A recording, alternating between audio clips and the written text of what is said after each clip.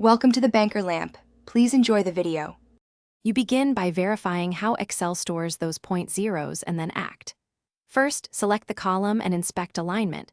Right aligned means numbers, left means text. Once done, open Format Cells, Ctrl+1, and set number with 0 decimal places to hide. 0 visually. If entries are text, convert them.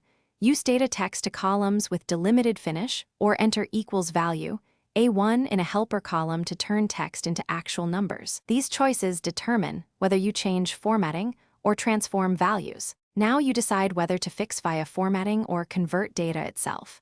If numbers include point zero because of calculation, apply equals int, A1, or equals trunc, A1 to remove fractional. 0, this preserves numeric type. If entries are text like 12, 0, use equals value left, A1 len A1 minus 2, or safely use find and replace. 0 with blank only when every trailing. 0 is unwanted. Once helper formulas produce correct results, fill down and use copy, paste special. Values finish by replacing formulas with static values, and then reapply number format with 0 decimals to ensure a consistent look. Once done, sort or filter that column to scan quickly for any remaining 0, strings, or left-aligned text. Fix outliers with value, or by retyping a sample and copying the correct format.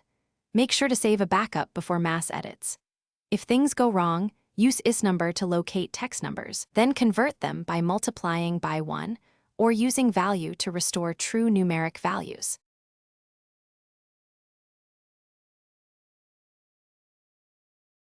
Thanks for watching. If this was helpful, leave a like and consider subscribing. See you next time.